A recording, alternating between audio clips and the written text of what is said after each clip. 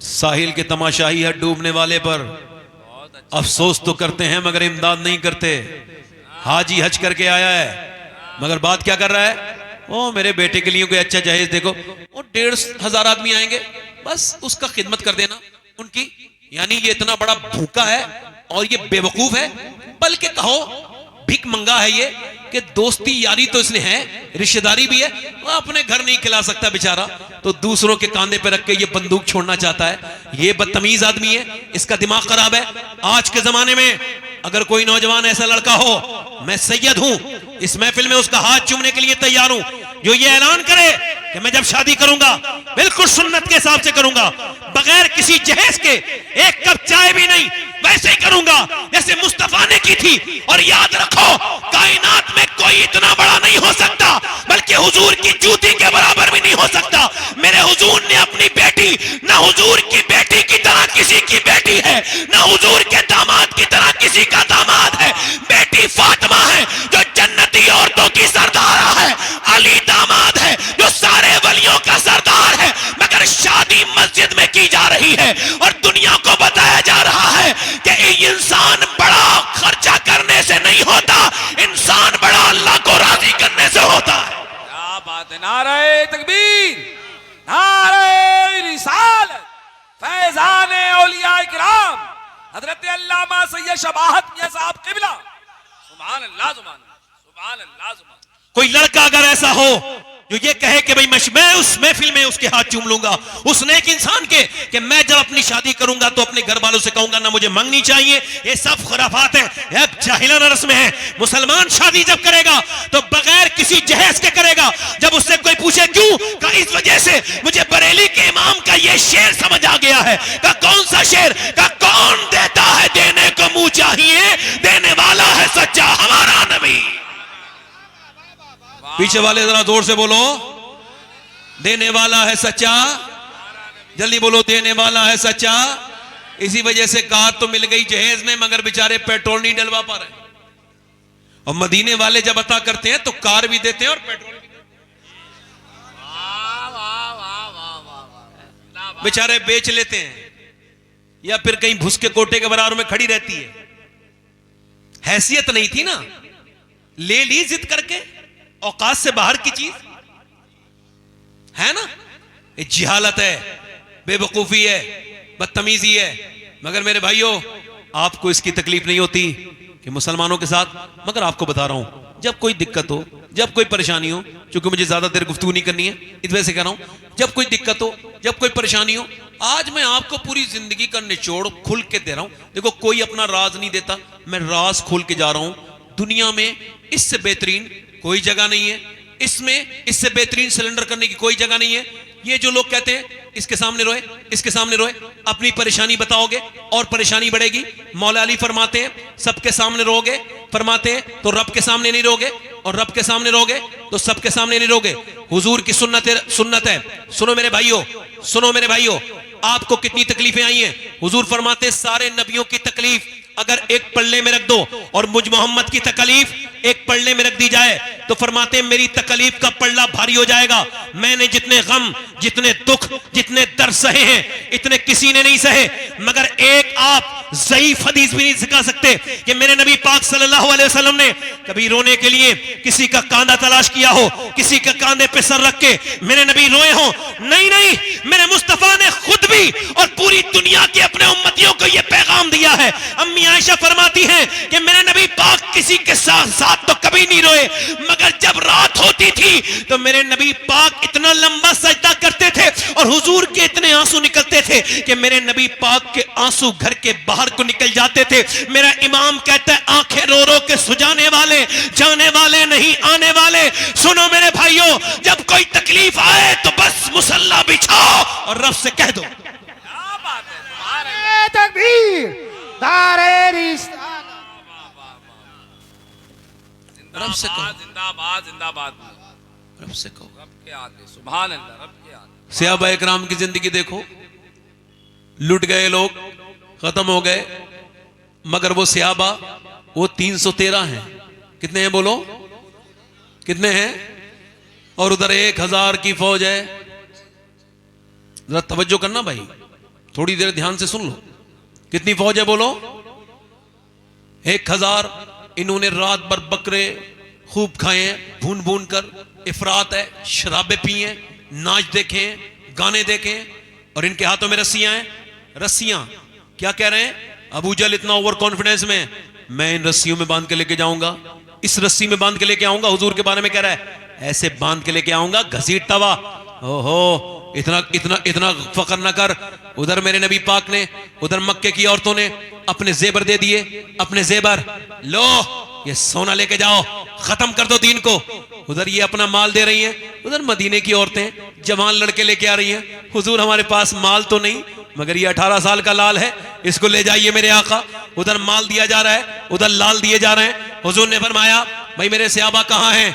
देखो मैंने मक्का छोड़ा, मैं मदीने आ गया, अब वो हमारी तरफ चले हैं दुश्मनी के इरादे से। बोलो क्या ख्याल है, चलोगे? क्या ख्याल है? और सोच समझ लेना, अल्लाह के रसूल ने फरमाया बोलो क्या ख्याल है? सहाबा इकराम बोले हम आपके साथ चलने के लिए तैयार हैं। हुजूर ने फरमाया सोच लो, तुम्हारे पास 7 तलवारें हैं, उनके पास 1000 तलवारें और नेज़े और भाले हैं। तुम्हारे पास सामान जंग का नहीं है, उनके पास सामान जंग का है। बोलो चलोगे मेरे साथ? सहाबा इकराम अर्ज करते हैं या रसूल अल्लाह, उम्मत ये मुस्तफा की है, मूसा की नहीं है। मेरे आका जान दे देंगे आपके ऊपर जब तक हमारी लाशों पे से नहीं गुजरेंगे आप। सहाबा इकराम मदीने से निकले हैं, ये पहली जंग है मुसलमानों की, इससे सीखना चाहिए। ये आपने क्या बात कर दी, कभी इधर झुके, कभी उधर झुके, कभी इस मजार पे, कभी उस मजार पे, अपनी बातें लेके जा रहे हो और सजदे तुम्हारे गायब हैं। जब तक सजदा नहीं करोगे कहीं कामयाब नहीं हो सकते। अजमेर गए और अजान हो गई, नमाज नहीं पढ़ी तुमने। कभी इस मियां के सामने झुक गए, कभी उस मियां के सामने, कभी इसके सामने अपनी बातें कह दी। सुनो मेरी बात, मेरे नबी पाक ने सहाबा इकराम को जब तैयार किया, चलने लगे सहाबा। अच्छा ये बताओ वो कैसे सहाबा इकराम थे? कभी आपने इनके बारे में गौर किया सहाबा के? सुनो, उनके कपड़े फटे हुए थे, उन्होंने क्या किया था? खजूर चूस के रोजा रखा था। 7वां रमजान है, नबी पाक के गुलाम निकल रहे हैं और ये सहाबा इकराम निकल रहे हैं। उधर यहूदी छतों पे खड़े हैं और मजाक उड़ा रहे हैं, ये देखो मुसलमानों की, ये लड़ने गए हैं उस फौज से जिसके पास नेज़े हैं, जिसके पास, इनके पास क्या है? ओ क्या है तुम्हारे पास? क्यों जा रहे हो? खुदकुशी करने जा रहे हो? न तुम्हारे पास तलवार है, न नेज़ा है, तुम्हारे पास क्या है? तो वो सहाबा इकराम कहने लगे ओ यहूदियों सुनो, हम तलवार पर भरोसा नहीं है, हमें तो अपने सरकार पर भरोसा है। वाह वाह वाह वाह, जिंदाबाद। अरे क्या बात है मियां, सुभान अल्लाह सुभान अल्लाह। और सुनो, बस इसी बात को बयान करके मैं अपनी तकरीर को आखिर तक लेके जाऊंगा, मगर थोड़ी देर थोड़ा ध्यान दें। हुजूर गए, आपको मालूम है मैं क्या कह रहा था आपसे? एक मुसलमान की इज्जत क्या है ये आपको तो नहीं खबर ना। एक ईमान क्या है? 10 लाख लड़कियां मुसलमानों की चली गई, मुसलमानों को नींद भी आती है, रात को वो सुकून से सो भी पाते हैं। कुछ गैरत वाले लोग हैं, आपको बताऊं, एक मुसलमान की ईमान की अहमियत समझना सिर्फ, और ध्यान से सुनना, जीस की आखिरी हिचकी है, गौर से सुन, जिंदगी भर का खुलासा इसी आवाज में है। ज़ैद बिन हारिसा कहते हैं कि वो जब इस हदीस को बयान करते थे हुजूर के मुंह बेले बेटे, तो उस दिन हजरत ज़ैद बिन हारिसा तो वो रोते थे। क्या कि जब नबी पाक के ऊपर पत्थर मारे गए, जब हुजूर के ऊपर कंकरी मारी गई, पत्थर मारे गए, और वो कहां है? ताइफ में। हुजूर बैठते हैं तो हुजूर को उठा के मारते हैं, फिर उठ जाते हैं तो फिर बैठ के मारते हैं। हुजूर को सरकार एक पांव उठाते हैं, दूसरा, इतने आपके मारे गए, इतनी आपके कि ज़ैद बिन हारिसा कहते हैं हुजूर की पंडलियां फट गई मेरे नबी पाक की। और फिर हुजूर को कहते हैं मैं हुजूर को उठा के और लेके आया बाग में, लहू लुहान है पूरा जिस्म मेरे पैगंबर का। मेरे ताया बचपन में जब ये बात ताइफ वाली बयान करते थे तो उनकी आंखों में मैंने मोटे मोटे आंसू देखे थे। वो कहते थे बेटे जब तुम्हारा इश्क रसूल थोड़ा हल्का होने लगे तो हुजूर के इस ताइफ को याद कर लेना कि उस पैगंबर इस्लाम पे पत्थर मारे गए और कितने, एक दो नहीं, पिंडलियां फटी हैं, पूरा जिस्म लहूलुहान है। ये मेरे पैगंबर की ये शान है कि ज़ैद बिन हारिसा कहते हैं उतबा बिन रबिया का बाग था, हुजूर का दुश्मन था, मक्के का था, मगर उसकी प्रॉपर्टी यहां पे थी, यहां पर रहता था। उसने कहा ये देखो बहुत बुरा किया है इनके साथ। अपने गुलाम अद्दास से कहा लो ले जाओ और ले जाके उनको ये अंगूर खिलाओ। हुजूर के पास वो अंगूर आए। अब तवज्जो करना, हुजूर ने बिस्मिल्लाह शरीफ पढ़ी और बिस्मिल्लाह। अब जब हुजूर ने अंगूर खाया तो उसने कहा आप बिस्मिल्लाह क्यों पढ़ रहे हैं, यहाँ तो कोई बिस्मिल्लाह नहीं पढ़ता। फरमाया तुम कहाँ के रहने वाले हो? कहा मैं नैनवा का रहने वाला हूँ। सरकार ने फरमाया जहाँ के यूनुस हैं? अर्ज की जी मैं वहीं का रहने वाला हूँ। अगर आप यूनुस को कैसे जानते हैं? सरकार ने फरमाया वो भी अल्लाह के नबी थे, मैं भी अल्लाह का नबी हूं। तो वो जो गुलाम था ना, वो आगे बढ़ के हुजूर के हाथ में हाथ देता है कि आप मुझे कलमा पढ़ा दें, मैं कलमा पढ़ने के लिए तैयार हूं। जैद बिन हारिसा कहते हैं लहू लुहान, इतने सरकार कि एक दिन अम्मी आशा ने पूछा या रसूल अल्लाह, ये जो ओहद के पहाड़ वाले, ओहद की जंग में आप पर जुल्म हुआ है और ये जो आपके चचा के नाक कान काट के उनके कलेजे को चबाया गया है, और ये जो मुसअब बिन उमैर की लाश पर जो ये एक, आपको क्या पता ये इस्लाम क्या है? मुसअब बिन उमैर आपको पता है सबसे पहले ये हिजरत करने वाले, मक्के से मदीने की पहला मुहाजिर। ये ऐसा कपड़ा पहनता था, इसकी माँ एक बार पहनने देती थी फिर दूसरी बार नहीं, मगर जब जंगे ओहद में गए ना तलवार लेके तो सिर्फ तहमत बंधा है, इनके पास कमीज नहीं है। ये आगे गए और शहीद हो गए। अब अर्ज कर रहे हैं सहाबा हुजूर क्या करें, इसका सर ढके या हम इनके पांव ढके? अल्लाह के रसूल सल्लल्लाहु अलैहि वसल्लम के गुलामों, पैगंबर इस्लाम के दीवानों सुनो, हुजूर ने फरमाया मेरे इनका आप ऐसा करो सर की तरफ से ढको और पांव पे घास डाल दो। हजरते अमीर हमजा के पूरा कफन नहीं है और यहां से डालो, हमको क्या खबर है, इनके सर ढक दो और पांव पे इनके घास डाल दो। मगर मेरे पैगंबर इस्लाम के दीवानों सुनो, मेरे नबी पाक ने फरमाया आयशा इस ओहद वाले दिन से सख्त दिन था जब मैं ताइफ में गया था और मेरे ऊपर पत्थर मारे थे। 80 किलोमीटर दूर मेरे नबी पाक पैदल गए थे और उन्हीं जख्मों के बाद 80 किलोमीटर दूर वापस भी आए थे। जब उस अद्दास ने ये कहा ना गुलाम ने कि मैं कलमा पढ़ने के लिए तैयार हूं, तो मेरे नबी पाक जैद बिन हारिसा कहते हैं इतने जख्मों के बावजूद हुजूर मुस्कुराने लगे, मेरे सरकार मुस्कुराने लगे। यानी एक आदमी ईमान लाया है तो मेरे नबी पाक इतने जख्मों के बाद मुस्कुराए हैं। ये बताओ जब कोई ये कहता था कि भाई इसको रात को नींद नहीं आती तो मुझे भी नींद नहीं आती, लोग कहते हैं शायरी है, मगर कुरान ने कहा अजीजुन अलैहि मा अनित्तुम हरीस, तुम्हारा मशक्कत में भी पड़ जाना मेरे महबूब पर गिरा गुजरता है। हजरत मुफ्ती अहमद यार खनईमी फरमाते हैं कि जब उम्मती के पाँव में कांटा लगता है तो मेरे नबी को तकलीफ होती है। आज ये कौन सा दिन है? ये बद्र का दिन है।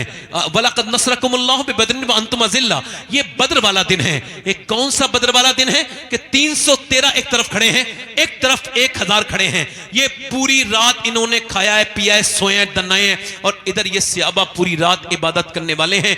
इन्होंने पैगंबर इस्लाम ने आज सजदे में सर रखा है, जहां मस्जिद अरीश है इस वक्त में सर सजदे में रख दिया है। हजरत अबू बकर सिद्दीक कहते हैं मैंने हुजूर की चादर देखी कि सर से नीचे गिर रही है, मैं फिर चादर रख देता हूं, मगर हुजूर के जो आंखों के आंसू है ना उससे बद्र की रेत भीगने लगी है। मेरा इमाम कहता है आंखें रो रो के सुझाने वाले, जाने वाले नहीं आने वाले, आंखें कुछ कहती हैं तुझसे पैगाम, ओ दरे यार के जाने वाले। मेरे नबी पाक मालूम है क्या अर्ज कर रहे हैं, ऐ मेरे करीम जो मैंने पत्थर खाए ना ताइफ में, तो वो सारे पत्थर जो मेरे ऊपर ऊंट की ओजड़ियां रखी गई और जो मेरी गर्दन को दबाया गया, तो सब कुछ मैंने किया तो ये 313 इकट्ठा कर पाया हूं। ये 313 तेरे महबूब की पूरी जिंदगी की कमाई है। ये मेरा अबू बकर, ये मेरा उमर, ये मेरा उस्मान, ये मेरा अली, मेरे मालिक देख इन पे इन्होंने खाना तक नहीं, इन्होंने सिर्फ खजूर की गुठली चूस के रोजे रखे हैं, इनके पेट बिल्कुल खाली हैं। ये देख कैसे तेरे नाम पर आए हैं। मेरे मालिक तेरे रसूल की ये पूरी जिंदगी की कमाई है। अगर ये 313 आज मिट गए तो दुनिया में तेरा नाम लेने वाला कोई नहीं होगा। मैंने सारी तकलीफें बर्दाश्त करके पेटों पे पत्थर बांध के मेरे रब मैंने ये तैयार किए हैं, अगर आज ये दुनिया से खत्म हो गए तो कयामत तक तेरा कोई नाम लेवा नहीं होगा। हजरत अबू बकर सिद्दीक कहते हैं हुजूर रोते रहे, बहुत लंबा, इतना लंबा सजदा कभी देखा नहीं। मेरे नबी पाक ने सारा काम करके अपने सजदा किया है, आप सजदे क्यों नहीं करते? आपको कोई दिक्कत आए तो आप इधर उधर क्यों देखने पूछने लगते हैं आप सजदा क्यों नहीं करते? मेरे नबी पाक ने सजदा किया है, वस्जुद वक्तरिब, सजदा करो अल्लाह के करीब हो जाओ, सजदा किया है मेरे नबी ने। हजरत सहाबा इकराम कहते हुजूर अर्ज करते हैं मालिक मेरी मदद फरमा, अपने पैगंबर पे करम फरमा। हुजूर जब रोए हैं अल्लाह का ऐसा फजल हुआ है कि हुजूर ने आंख सर उठाया है और हुजूर मुस्कुराए हैं। अचानक एक कोने में हवा चली है और कुछ रेत उड़ने लगी। सहाबा इकराम हजरत अली अर्ज करते हैं या रसूल अल्लाह वो कैसी हवा चली है? फरमाया हवा नहीं चली है, ये लैंडिंग हुई है, यहाँ पर जिब्राइल उतरे हैं 500 फरिश्तों के लिए। फरमाया 500 फरिश्तों के लेकर के जिब्राइल उतरे हैं, फिर उधर हवा चली है। फरमाया अब इसराफील उतरे हैं उधर 500 फरिश्ते लेके। सरकार ने फरमाया मुसलमानों चलो। अब वो मुसलमान जिनके हाथों में क्या था? खजूर की डंडियां। कहा हुजूर कुछ तो दीजिए, लड़ेंगे काय से? खजूर की डंडियां काट काट के दे दीजिए। तेरी तलवार, ये तेरी तलवार, ये तेरी तलवार। जिसे हुजूर तलवार कह दे, खुदा की कसम कायनात की कोई चीज तलवार उसे हरा नहीं सकती। फरमाया ये तेरी तलवार है, ये तेरी तलवार है, ये तेरी तलवार है। मेरे नबी पाक के गुलामों, ये मेरे रसूल के गुलाम चले और तारीख गवाह है इस्लाम की कि उन भूखे सहाबा इकराम ने, वो जो रोजे से थे, उन सहाबा इकराम ने अपने हाथों में वो खजूर की डंडी लेके जब अल्लाहू अकबर का नारा लगाया है, इकबाल कहता था हट न सकते थे। अगर जंग में अड़ जाते थे पांव शेरों के भी मैदान से उखड़ जाते थे, तुझसे सरकश हुआ कोई तो बिगड़ जाते थे। एक चीज ही क्या, हम तौफ से लड़ जाते थे। जब वो सहाबा इकराम आगे बढ़े हैं और जब उन्होंने खजूर की डंडी उठाई है, हैरत की बात यह थी कि आज खजूर की डंडी सर काट रही थी। इससे पहले कभी खजूर की डंडी ने किसी को काटा नहीं था, मगर जब कटवाने वाला आमना का लाल हो तो फिर कुछ भी हो सकता है। इधर सर कट रहे हैं, उधर कुफ्फारे मक्का कट कट के गिर रहे हैं। उनके अंदर एक भगदड़ मची, एक बेचैनी शामिल हुई और वो बिल्कुल होपलेस हो गए। बोले भागो, हम मुसलमानों से जीत नहीं सकते हैं। कहा क्यों नहीं जीत सकते? कहा उस तरफ देखो। उन्होंने उधर देखा। अब ये जब दौड़े, उन्हीं दौड़तों में एक आदमी दौड़ रहा था, उसका नाम उमैया था, बिलाल के सीने पे पत्थर रखने वाला, बिलाल की गर्दन में रस्सी डाल के पूरे मक्के में घसीटने वाला। बिलाल ने उसको देखा, बिलाल उसके पीछे भागे। वो मोटा था, ज्यादा देर भाग ना सका। बिलाल ने जाकर के उसके मुंह पे घूसा मारा, वो जमीन पे गिरा। बिलाल को देखने लगा। बिलाल ने कहा देखता क्या है? ये बिलाल का घूसा नहीं है, ये तो इस्लाम का घूसा कुफ्र के मुंह पे लगा है। नारे तकबीर, नारे रिसालत, फैज़ाने औलियाए किराम। सुभान अल्लाह, सुभान अल्लाह, जिंदाबाद जिंदाबाद। हुजूर ने सजदे किए हैं, हमारे तो सजदे खत्म हो गए। मेरे भाइयों, आपने सजदा क्यों नहीं किया? आप अल्लाह से क्यों नहीं कहते अपनी बातें? आजकल ये शराब बढ़ रही है कि मुसलमान में बल्कि कुछ हुफ्फाज हाफिज कुरान लोग भी खुदकुशी कर ले रहे हैं। जो रब को मानता हो और यकीन कामिल रखता हो उसकी रहमत पर, तो वो कभी ये काम नहीं कर सकता। एक शेर सुनिए आप मेरा, पहले ये बात सुन लीजिए। जब आपको लगे ना खुदकुशी के अलावा, मेरे ये पैगाम सब तक जाएगा, कोई खुदकुशी करने का प्रोग्राम बनाए हुए ना,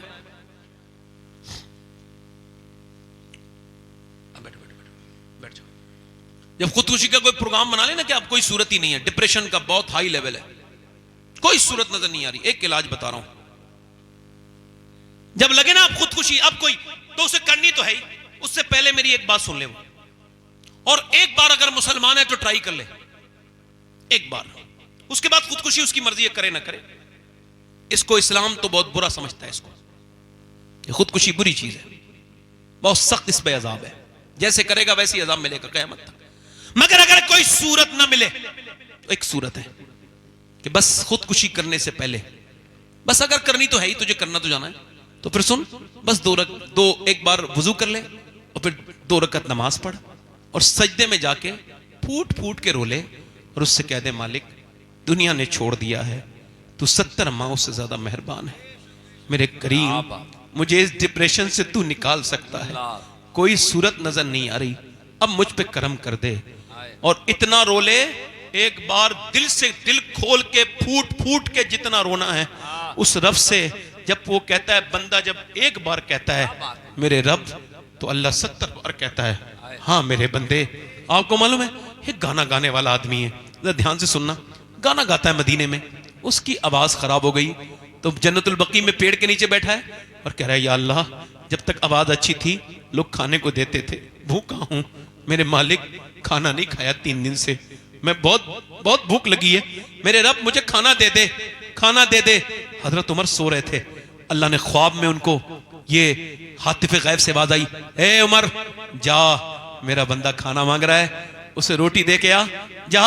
उमर फारूक आजम उठे और जाकर के पहुंचे तो देखा जन्नतुल बकी बैठा है। हजरत उमर दौड़ते हुए गए, भागते हुए गए, उसने देखा उमर मुझे पकड़ने आ रहे, भागने लगे, ओ उमर मुझे माफ कर दो, भागने लगे। हजरत उमर कहा ठहर जा ठहर जा ठहर जा, मैं खुद नहीं आया हूं, जरा ठहर जा, मुझे भेजा गया है। कहा किसने भेजा है? कहा मेरे रब ने भेजा है और कहा है उमर जा, मेरा बंदा भूखा है, उससे वो खाना तलब कर रहा है, उसे खाना देखो। क्या मांगा है? खाना मांगा है। कितना करीम है वो, एक बार उससे कह के तो देखो कि मालिक मैं तेरे ही बंदा हूं, सिलेंडर करके देखो, बहुत गुनाह कर लिए हैं, उससे कहो मालिक कि हमको माफ कर दे। मेरा ईमान यह है एक सजदा तेरा मुकम्मल नहीं होगा कि तेरे दिल से ये दिल ख्याल निकाल जाएगा और तुझे रब करम कर देगा, जो कि ऐसा हो नहीं सकता कि कोई रब को पुकारे और रब उसके काम पे उसके काम ना। बहुत अच्छा मियां, बहुत अच्छा, जिंदाबाद जिंदाबाद, सुभान अल्लाह सुभान अल्लाह सुभान। मगर अब हमने इस तरफ कहां देखा है? सजदों से हम दूर हैं, बहुत दूर है मेरे भाइयों, सजदों से बहुत दूर, बस दुनियादारी में लगे हुए हैं। याद रखना ये मौत सारी दुनियादारी निकाल देगी। आज के बाद मेरी एक बात याद रखना, बस ये एक बात, जब भी कोई दिक्कत परेशानी हो तो किसी के सामने नहीं रोना है। बस कहां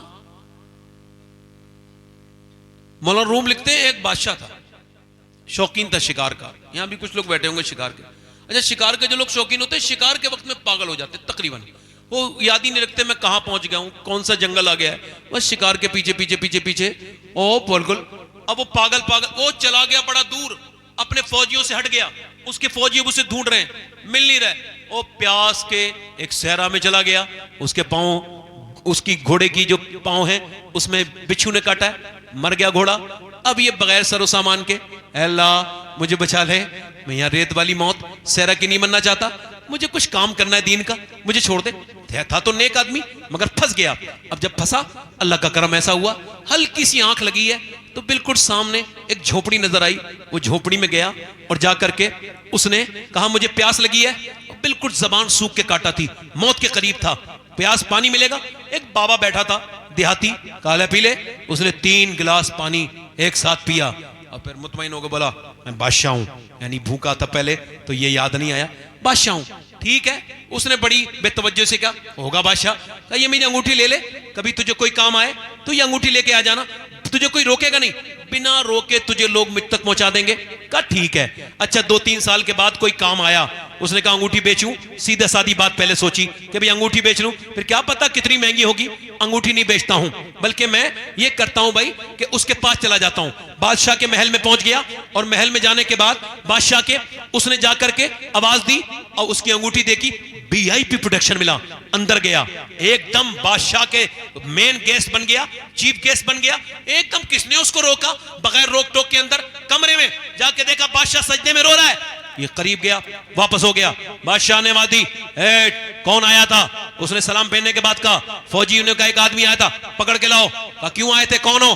कहा हुजूर ये अंगूठी। हाँ पहचान लिया, एक तूने मेरी जान बचाई, बोलो क्या बात है, क्या मसला है तुम्हें? हाँ कोई परेशानी आई थी, सोचा आपको बताऊं। कहा फिर वापस क्यों हो गए? कहा लंबा सफर तय करके आया, मगर जब आपको देखा तो आप भी किसी के सामने रो रहे थे, तो मैंने सोचा उसके सामने क्यों रोऊं जो किसी और के सामने रो रहा है, उसके सामने ना रोऊं जहां बादशाह भी रोते हैं। तकबीर, नारे रिसालत, बस लगे आला हजरत हुजूर सैयद शफात मियां साहिब किबला जिंदाबाद।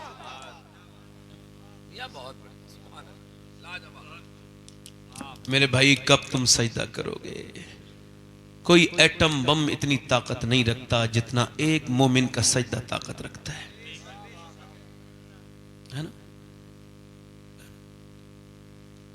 अच्छा मेरी तरफ देखें आप,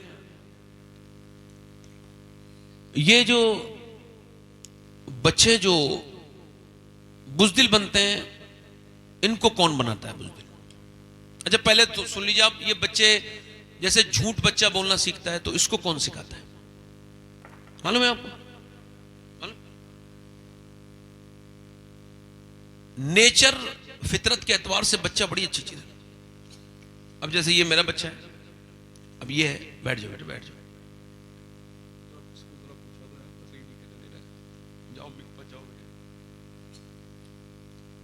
ले जाओ। मैं क्या अर्ज कर रहा था आपसे, अब वो बच्चा एक कमरे में अंदर बैठा है, ये साइकोलॉजी समझ ली थोड़ी सी। देखो जो लोग ये उठ के बैठ रहे हैं, बैठ के उठ रहे हैं, इनसे गुजारिश करता हूं कि आप या तो बैठ जाइए या तो उठ ही जाइए, और थोड़ी देर बैठ के सुन लीजिए आप जरा थोड़ा सा। एक दो लोग हैं ऐसे जो हरकत कर रहे हैं इस तरह की, बैठ जाए। बच्चा कमरे में है, अब वो झूठ बोलना नहीं सीखा है अभी तक, सीखेगा मुस्तकबिल में, चूंकि मां बाप झूठे। अब जब उससे कुछ शीशे का सामान कुछ टूटा है जो बड़ा जरूरी था, तो अम्मा को खबर आई है कोई धमाका हुआ है, अंदर गई है मां, किसने तोड़ा है? अब बच्चा झूठ बोलना कब जानता है? मैंने तोड़ा है। बाप आया, मां ने बाप के सामने एक दिल जोर से थप्पड़ उसके मुंह में मारा। उसको पहले तो यही समझ नहीं आया मारा क्यों है। साइकोलॉजी ये कहती है कि बच्चे को जो कि छोटा होता है 4-5 साल से, इसको जब कोई मारता है तो उसको खबर ही नहीं होती पिट को रहा हूं। खैर ये थोड़ा समझदार समझ आया इसको कि मैं सच बोला तो इसने मुझे मारा। बाप ने भी डांटा, बदतमीज, एकदम नसीहत लग गई। 2-3 साल के बाद फिर बच्चा उसी कमरे में था, वही सामान टूट गया, आवाज हुई धमाका, किसने तोड़ा? मां अंदर गई, किसने तोड़ा? मुझे नहीं पता। कहा तुम्हारे अलावा तो कोई नहीं है? कोई जंगले में से कोई आ गया होगा, कोई परिंदा औरिंदा, मुझे तो नहीं पता, ये विंडो खुली है, मुझे नहीं पता अम्मा।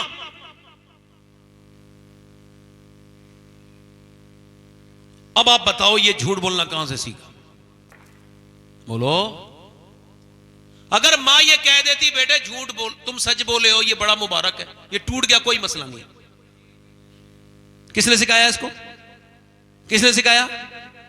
अगर मां ये कह देती कि बेटे ये तुमको झूठ नहीं बोलना है और ये सच बात तुमने बोली है, इस पे अप्रिशिएट करती हूं, तुम्हें मैं शाबाशी देती हूं, तो बच्चा खुश हो जाता। मगर सुने आप, गौर करें, तवज्जो करें, बच्चा सच्चा बन जाता। एक बच्चे से मां ने कहा मेरे बेटे झूठ नहीं बोलना, वो बच्चा सफर करने जा रहा है, उसे डाकुओं ने पकड़ा है, तेरे पास कुछ है?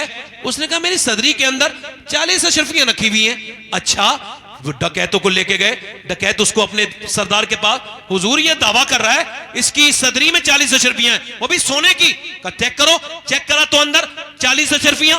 बादशाह उसने कहा, उसने डकैत ने, डाकू के सरदार ने, बेटा तुम सच क्यों बोले, झूठ बोल के बचा सकते थे। कहा मेरे लिए ये सोने की अशरफियां जरूरी नहीं है, अपनी मां का कहना मानना जरूरी है। मेरी मां ने मुझसे कहा था मेरे लाल चाहे हालात कुछ भी हो तुझे झूठ नहीं बोलना है। तुम्हारा नाम क्या है? कहा मेरा नाम अब्दुल कादिर जीलानी है। आगे बढ़ के बोला जरा हाथ आगे बढ़ा, मुझे भी जरा तौबा करा दे। अरे जब अब्दुल कादिर की सच्चाई का ये आलम है तो फिर मदीने के मुस्तफा का आलम क्या होगा?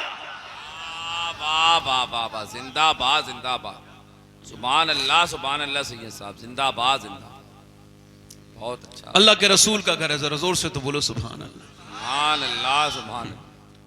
हुजूर का घर है, हुजूर मेरे आका करीम की बेटी सैयदा खातून जन्नत के घर हुजूर जा रहे हैं। बेटियों के घर जाया करो, बहनों के घर भी जाया करो। अब तो ये शबे बारात आई थी तो लोगों ने स्टेटस लगाए थे, देखा था आपने? पहले तो लोग माफी मांगते थे फोन करके, अब फिर मैसेज करते थे, अब वो भी खत्म हो गया, फैशन आगे बढ़ गया। और वो कहता है स्टेटस देखो और माफ कर दो, अगर तुम्हारी 100 बार अटके तो मेरा स्टेटस भी देखो, अबे मुझे माफ कर दो। अच्छा, कुछ लोग स्टेटस लगाते हैं, बड़ी बीमारी है स्टेटस वाली, मैंने अपनी जिंदगी में कभी नहीं लगाया। स्टेटस का मतलब होता है हालात, और हालात अल्लाह के अलावा किसी को दिखाने नहीं चाहिए, ना बताने चाहिए। क्या ख्याल है आपका? है ना? अब वो स्टेटस लग रहा है भाई, कुछ लोग तो ऐसी इतनी ये समझे बेचैन लोग होते हैं कि ये चेक करते हैं मेरा स्टेटस किस किसने देखा, फलां ने देखा, फलां ने देखा, फलां, यार उसने नहीं देखा, अरे तो उसको डायरेक्ट भेज देना यार फोटो, तुझे दिखाना ही है तो इतना परेशान क्यों है? मगर लोगों की ज़हनियत कौन बदलेगा? ये स्टेटस देखो, अच्छा पहले के लोग, आपको याद होगा, आप में से शायद किसी को याद हो, पहले खत का रिवाज था, खत लिखे जाते थे, न ये मोबाइल था न टेलीफोन था। अब एक खत आया है और वो खत पढ़ा जा रहा है मोहल्ले में बैठ के। देखो कहां से कहां दुनिया आगे नहीं बढ़ी, पीछे चली गई दुनिया। इस देखो खत पढ़ा जा रहा है, मामू ने खत लिखा है शहर से, सब कह रहे हैं अब खत सुने, आप कैसे हैं, आप कैसे हैं, आप कैसे हैं, आप फला फला बच्चा कैसा है। पड़ोसन एक बूढ़ी औरत भी है, वो भी आके बैठ गई है, इसका भाई क्या पता मेरे बारे में कुछ लिखे। पड़ोस वाली बूढ़ी अम्मा कैसी हैं, बूढ़ी अम्मा रोने लगी कि मेरा नाम भी इसके भाई ने ले दिया। क्या मोहब्बतें थी, क्या वो अब तो माँ बहनों के घर जाया करो, भाइयों के अपनी बेटियों के घर जाया करो। अल्लाह के रसूल अपनी बेटी के घर गए। आखिरी बात सुना रहा हूं, ध्यान से सुनना। हुजूर अपनी बेटी के घर आवाज दी, फातिमा के अंदर आ सकता हूं? आवाज आई, अब्बा अकेले हैं तो आ जाए।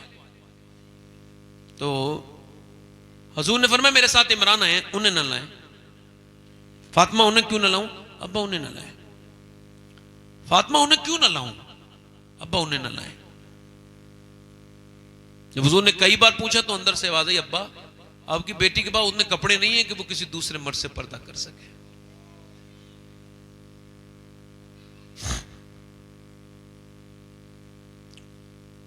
और हुजूर ने फिर अंदर चादर भिजवाई और हुजूर फिर खुद अंदर गए। आवाज दी, देखा तो पूरा चेहरा पीला है और आंखों में गड्ढे पड़े हुए हैं, गड्ढे पड़े हुए, उर्फे आम में गड्ढे कहते हैं, आंखों में गड्ढे पड़ रहे हैं। कहा क्या हुआ है फातिमा? कहा अल्लाह का शुक्र है। तो मेरी बेटी बताना, आज तो बेटी आके पहले फोन पे ही बता देती है, अगर उसकी मर्जी का सूट ना मिले ना तो उसी पे झगड़ा हो जाता है। अच्छा औरतें चाहती हैं कि उनके मर्द उनकी बात माने, क्या ख्याल है? अच्छा ये बताओ, चाहती ये है कि उनके मर्द उनके कहने माने, मगर वो सच के मर्दों को नहीं दिखाएंगी, जिसने कपड़े ला के दिए, जिसने सारा काम करके दिया, जिसने बेचारे ने अपना पेट काट के तेरी क्रीम और पाउडर का खर्च उठाया है, उसको वही बगैर धुला हुआ मुंह दिखा रही है, वही बगैर जो है वो बिस्तरी के कपड़े फटे पुराने। अब जब तू जिसको दिखाएगी वही तो तेरे दिलचस्प है। अब वो जा रही है तो शादी में कपड़े अच्छे पहन के। इससे ये पूछो जाहिल, जहां तू जा रही है और वही तुझे बिगड़े हुए बेकार मनहूस किस्म के बदतरीन लोग देखेंगे, जो मोहल्ले के सबसे बेकार होते हैं, वही शादियों में ताकते हैं। तो उनसे जाके अब पूछ तू कैसी लग रही है, तुझे वो बताएंगे। आला हज़रत फरमाते औरत को अपने मर्द के लिए पर्दा करना, अपने मर्द के लिए मेकअप करना चाहिए। इस्लाम ने कहा इस वजह से कि इसकी तबीयत इधर उधर न जाए, अपनी बीबी पे उसका दिल बिल्कुल मुतमईन रहे और उसके लिए वो मेकअप भी करे। अल्लाह के रसूल की बेटी सैयदा फातिमा ज़हरा का तरीक़ेकार ये था कि मौला अली फरमाते हैं फातिमा ने अपनी पूरी जिंदगी में कभी मुझसे कुछ नहीं मांगा। मैंने जब उनसे पूछा फातिमा दुनिया में मियां बीवियों में झगड़े होते हैं कि ये ला दो वो ला दो, मगर आप मुझसे कभी कुछ मांगती नहीं, तो सैयदा फातिमा ने कहा मेरे रब ने मुझे इतना अपने करीब कर लिया है मेरे अब्बा की तरबियत से कि अब अल्लाह के अलावा फातिमा किसी और से मांगती नहीं है, फातिमा किसी और से मांगती नहीं है। अल्लाह अकबर। अल्लाह के रसूल अपनी बेटी के घर गए हैं, देखा तो चेहरा बिल्कुल पीला है। ये कौन है? ये शहजादी रसूल है। कोई शहजादी इनके बराबर हो सकती है? अरे कैसे हो सकती है? अम्मी आयशा फरमाती हैं फातिमा ज़हरा वो हैं जिनका चेहरा हुजूर की तरह, जिनके होंठ हुजूर की तरह, वो चले तो हुजूर की तरह लगे, वो बोले तो हुजूर की तरह। हुजूर ने फरमाया फातिमा कुछ चेहरा कमजोर है, क्या हुआ है? अच्छा सुने, कुछ बातें सुन ले। हुजूर एक और दिन हुजूर अपनी बेटी को बुलाने के लिए गए। कहां गए बोलो? अच्छा, तो हुजूर अंदर गए तो सैयदा ने कहा जी अब्बा तशरीफ लाएं। तो कहा फातिमा मैं बुलाने आया हूं आपको, चलें? बहुत अच्छी बात। कहने लगे नहीं जाऊंगी। अब्बा मैं कहा फातिमा क्यों? कहा मेरे सरताज अली जो घर पे नहीं है, पहले उनकी इजाजत लूंगा। क्या बात है, क्या बात है, पहले उनकी इजाजत। वाह, पहले उनकी इजाजत उसके बाद अल्लाह हुआ। अच्छा हुजूर को नाराज होना चाहिए था यार, अली की क्या मेरे सामने क्या अली? मैं वैसे भी हुजूर के सामने अली क्या है? कोई कुछ नहीं, वो जो ना थे तो कुछ ना था, और वो जो ना हो तो कुछ ना हो। क्या बात। हुजूर नाराज नहीं हुए, बेटे की पेशानी को चूमा और फरमाया फातिमा मुझे अभी तक मेरी बातें याद है। सुभान अल्लाह। सुभान अल्लाह, सुभान अल्लाह। क्या कुछ गैप गुजरा ना, कुछ गैप, तो हजरत अली भी आ गए। हुजूर ने फरमाया यार अली तुम आ गए, मैं आपका इंतजार कर रहा था। जी हुजूर क्या हुक्म है? फरमाया वो फातिमा को बुलाने आया था, तो ये कहती हैं कि जब तक आप इजाजत नहीं देंगे तो हजरत अली ना आगे अंदर गए और हाथ पकड़ के बोले ये आपने क्या किया? मैं गुलाम हूं हुजूर का, चला जाना चाहिए था। और रोने लगे हजरत अली।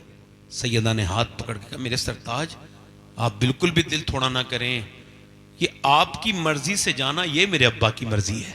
क्या बात है, वाह वाह वाह वाह मियां, वाह वाह वाह वाह, आपकी मर्जी से जाना। जिंदाबाद। आज बेटियां जरा सी प्रॉब्लम में है थोड़ी सी, तो आप और चढ़ा देते हो उनको, घर बिगड़वा लेते हो, थाने कचहरी करते हो।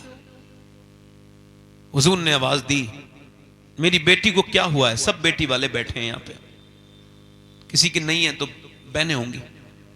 कहा फातिमा को क्या हुआ है? अल्लाह का शुक्र है अब्बा। बताना मेरी बेटी क्या हुआ है? अल्लाह का शुक्र है मेरे अब्बा। और मेरी बेटी फातिमा बताना क्या हुआ है? अल्लाह का शुक्र है अब्बा। फिर हुजूर ने कई बार पूछा तो फिर बेटी है ना, तो फिर बोली अब्बा और कोई बात नहीं है, बस 5 दिन से मैंने कुछ खाया नहीं है, तो पेट से मेरे पत्थर बंधा हुआ है।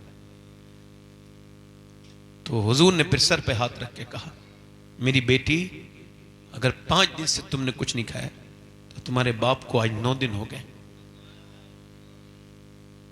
एक बार ट्रेन में मैं बड़ा लंबा चल गया तो मुझे वक्त नहीं मिला कि मैं खाना खाता, और वो वक्त तकरीबन 27 घंटे का गुजरा कि मैंने एक बार खाना नहीं खाया।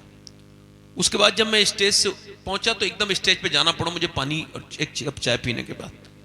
उसके बाद फिर मैंने जब ये हदीस बयान की थी तब मुझे पता चला कि ये भूख क्या चीज होती है।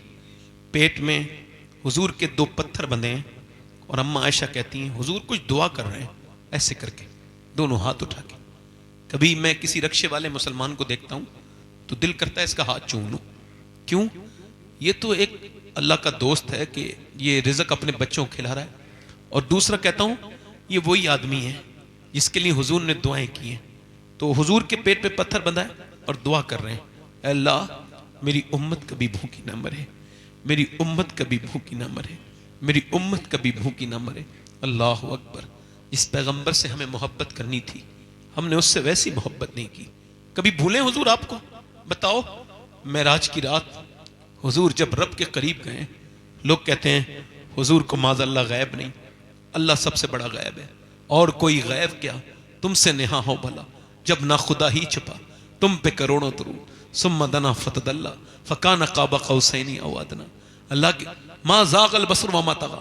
अल्लाह फरमाता है मेरा महबूब इतना करीब आया कि जितना तीर कमान के करीब होता है। जरा जोर से तो बोलो, इतना करीब से, और मुझे देख रहा है। पूरी कायनात में एक ही तो विक्टिम है, एक ही तो हुजूर, एक ही तो, अब बताओ एक ही तो है गवाह जिसने रब को देखा है, हुजूर हैं। और फिर अल्लाह फरमाता है कि वो मूसा थे जो बेहोश हो गए थे, ये मेरा महबूब है, इसकी आंख न थोड़ी बड़ी हुई न थोड़ी छोटी हुई, बल्कि ऐसे ही मुझे देखता रहा मेरा महबूब। अब उसमें मांग क्या रहे हैं? उसमें क्या मांग रहे हैं? उसमें अपने उम्मती के बारे में बात कर रहे हैं, मेरे रब मेरे उम्मत का सवाल। अब जब कब्र में रख दिया गया हुजूर को, तुरबत अथर में, हुजूर की कब्र शरीफ जहां है वो अर्श से अफजल जगह है, हुजूर को जब कब्र में रख दिया गया, आखिरी बात कर रहा हूं मेरे भाइयों, हजरत अब्दुल्ला इब्न अब्बास कहते हैं मैंने हुजूर को आखिरी बार देखना चाहा तो फिर मैंने कफन हटाया हुजूर का मुबारक, तो कहते हैं हुजूर के लब हिल रहे थे, मैंने कान रखा तो किसी ने पूछा किसको याद कर रहे थे? बोलो बोलो, अबू बकर को, अपने सिद्दीक को? नहीं नहीं। अपने उमर को? नहीं नहीं। अपने अली को? नहीं नहीं नहीं। अपनी फातिमा को, बेटी को? नहीं नहीं। हसन हुसैन को? का नहीं नहीं। हुजूर के लब हिलते थे और हुजूर कहते थे उम्मती उम्मती उम्मती उम्मती अल्लाह। बस ये आखिरी तकरीर से ये गुजारिश, कम से कम 10 मिनट हुजूर के लिए निकालो और एक 10 मिनट दुरूद शरीफ पढ़ा करो कम से कम दिन में। अपनी बातें सबसे शेयर ना करो, रब से शेयर करो, और जो मिल गया उस पर शुक्र अदा करो। वालिदैन अगर हैं, ये अजमत वालिदैन प्रोग्राम है, चूंकि हर साल होता है तो मैंने उस टॉपिक पे कई बार गुफ्तगू की है, उस पर गुफ्तगू नहीं कर रहा हूं, बस इतना कह रहा हूं माँ बाप बगैर मरे समझ में नहीं आ सकते। मैं क्या कह रहा हूं बोलो? अभी नूर भाई पढ़ेंगे, आप सब सुनेंगे इंशाल्लाह। बगैर मरे माँ बाप, और फिर बाद में समझ में आए भी तो। ये फैशन है हिंदुस्तान का कि पहले बाप को रुलाएंगे फिर उसकी मैयत पे रोएंगे बाद में, दिखावे के लिए। जीते जी उसके हाथ चूमो। हाँ, कि मेरे कत्ल के बाद उसने जफा से तौबा, हाय उस जोरे पशेमा का पशेमा हूं। बाप की तरह कोई दोस्त नहीं हो सकता। बाप बड़ा है, बाप की खिदमत करो, माँ बाप से प्यार करो, माँ से प्यार करो, और अपने रब से तौबा किया करो, सजदों में अपना दिल लगाओ। देखो मैंने आज आपको क्या बात समझाई है, जब भी कोई प्रॉब्लम आनी है आपको, तो सुन्नत रसूल ये कि आपको सर सजदे में रखना है। कभी कांदा तलाश नहीं करना है, मुसल्ला तलाश करना है। अल्लाह ताला आपको हर किसी दुनिया के किसी इंसान के सामने न रुलाए, जब भी रुलाए अपने नहीं रुलाए। यूं ही आबाद रहेगी ये दुनिया, हम ना होंगे तो कोई हमसा होगा, कोई गुल बाकी रहेगा ना चमन रह जाएगा, पर रसूलुल्लाह का दीने हसन रह जाएगा। काफी मुरादाबादी ने जब अंग्रेजों के सामने झूल रहे जाले थे उस पर, वो फांसी के फंदे पर, तब उन्होंने अजमते अहले बैत बयान की है, का नाम शाहाने जहां मिट जाएंगे, लेकिन यहां हश्र तक नामो निशाने पंजतन रह जाएगा। अतलसो कम ख्वाब की पोशाक पर नाजा न हो, इस तने बेचान पर खाकी कफन रह जाएगा। आप सबका सलाम कह दूं, मैं मदीने जा रहा हूं 5 दिन के बाद, कह दूं जाया करो मदीने। ये अल्लाह का शुक्र है, मेरा बेटा ये याहिया ये 3री बार जा रहा है। ये इस मामले में मुझसे बड़ा है कि मैंने 27 साल की उम्र में देखा था मदीना, और इसने 6-7 साल की उम्र में मदीना देख लिया, और 3री बार हुजूर इसे बुला रहे हैं। मैं ये चाहता हूं कि पूरी दुनिया मदीने वाले की दीवानी हो जाए। क्या बात है, आमीन आमीन अल्लाहुम्मा आमीन। झगड़े हमारे यहां से खत्म होने चाहिए। सलाम दुआ करा करो, किसी मोमिन को ना छोड़ो, सलाम करो। सलाम ऐसी चीज है, बाबा फरीदुद्दीन गंज शकर फरमाते, तुम सलाम करो, सलाम करो, बस तुम्हारे सलाम से वो बरकतें होंगी। मैं गुजारिश करता हूं कि अब हमारे इमरान बरकती भाई से कि कारी गुलाम नूर मुजस्सम साहब की वो ऐलान करें, चूंकि वक्त बड़ा हो गया है, इनको छपरा जाना है। अल्लाह ताला इन पर फजल फरमाए, तौबा करें, अस्तगफिरुल्लाह रब्बी मिन कुल्लि ज़म्बिन व अतूबु इलैह, पढ़ी जी ला इलाहा इल्लल्लाह मुहम्मद रसूलुल्लाह। मैं यही बैठा हूं, आप लोग आराम से इंशाल्लाह सुनेंगे, पूरा जाएंगे तो नहीं इंशाल्लाह। लक़द काना लकुम फ़ी रसूलिल्लाहि उस्वतुन हसना, सदक़ल्लाहुल अज़ीम। अस्सलामु अलैकुम व रहमतुल्लाहि व बरकातहू। एक शेर अभी नहीं।